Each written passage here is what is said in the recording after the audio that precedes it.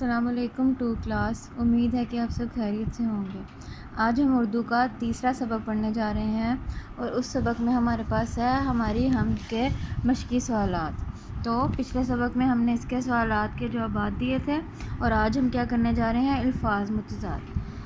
آپ کے لیے انہوں نے پہلے سے ایک سالو کیا ہوا ہے کہ برائی کا الٹ لفظ کیا ہوتا ہے، بھلائی۔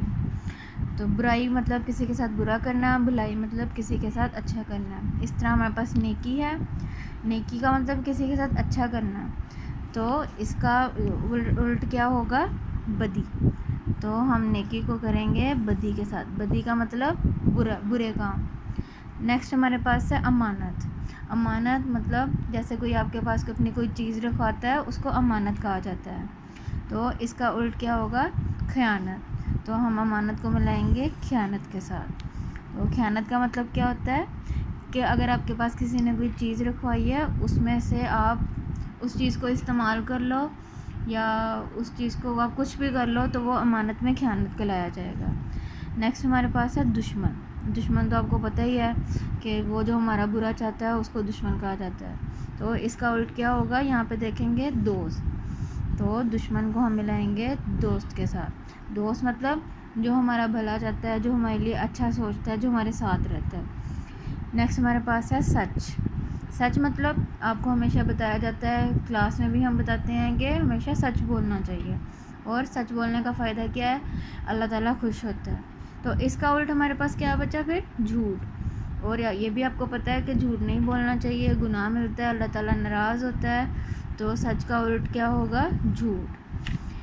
ٹھیک ہے، نیکسٹ ہمارے پاس ہے خالی جگہ۔ خالی جگہ بھی بہت ایزی ہے، آپ نے پڑھی بھی ہیں پہلے سبق میں۔ ہمارے پیارے نبی صلی اللہ علیہ وسلم عرب کے مبارک شہر مکہ میں پیدا ہوئے، یہ تو سب کو پتہ ہے۔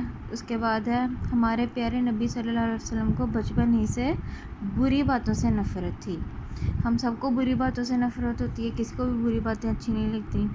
اس کے بعد ہے ہمارے پیارے نبی صلی اللہ علیہ وسلم ہمیشہ ڈیش بولتے تھے، سچ بولتے تھے۔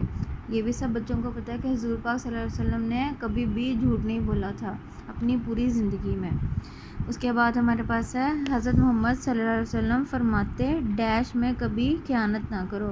ابھی ہم نے اوپر پڑھا ہے کہ ہمیں اپنی امانت میں خیانت نہیں کرنی چاہیے، تو اس کا آپشن کیا، اس کی خالی جگہ کیا ہوگی، امانت، کہ حضور پاک صلی اللہ علیہ وسلم فرماتے ہیں امانت میں کبھی خیانت نہ کرو۔ نیکسٹ ہمارے پاس ہے آپ صلی اللہ علیہ وسلم کی زندگی کا ایک ایک لمحہ ڈیش کا پیغام ہے۔ کس کا پیغام ہے، سچائی کا، کیونکہ آپ صلی اللہ علیہ وسلم نے کبھی بھی جھوٹ نہیں بولا تھا۔ تو مجھے امید ہے کہ آپ کو یہ سمجھ آ گئی ہوگی۔